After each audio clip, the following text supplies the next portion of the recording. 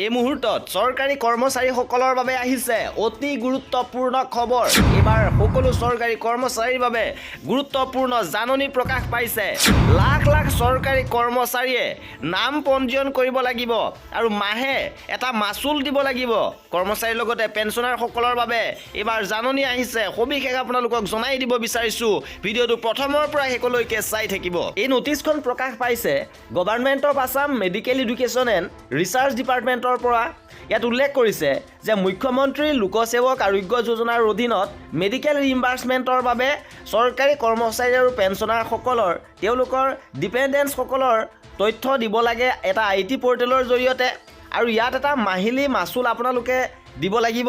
মাচুল নিৰ্ধাৰণ কৰি দিছে গ্ৰেড 4 কৰ্মীসকলৰ বাবে 125 টকাকৈ, গ্ৰেড 3 সকলৰ বাবে 225 টকা, গ্ৰেড 2ৰ বাবে 325 টকা আৰু গ্ৰেড 1ৰ কৰ্মচাৰীৰ বাবে 500 টকাকৈ মাহিলী মাচুল দিব লাগিব।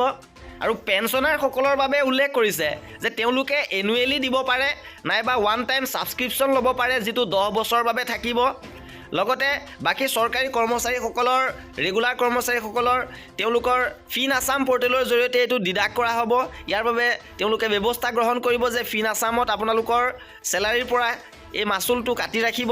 আৰু যিসকল কৰ্মচাৰীয়ে এই মুখ্যমন্ত্ৰী লোকসেৱক আৰোগ্য যোজনাৰ সুবিধা ল'ব নোখোজে বা মাচুল দিব নোখোজে, তেওঁলোকে DDOৰ লগত যোগাযোগ কৰিব, আপোনাৰ বিভাগীয় DDOৰ লগত যোগাযোগ কৰিব পাৰে।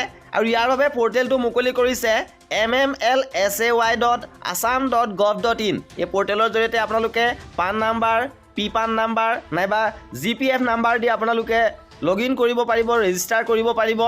আৰু এনেধৰণৰ খা খবৰ পাই থাকিবৰ বাবে আমাৰ চেনেলটো ছাবস্ক্ৰাইব কৰিব, ভিডিঅ'টো লাইক কৰিব আৰু বন্ধু বান্ধৱীৰ মাজত শ্বেয়াৰ কৰি দিব।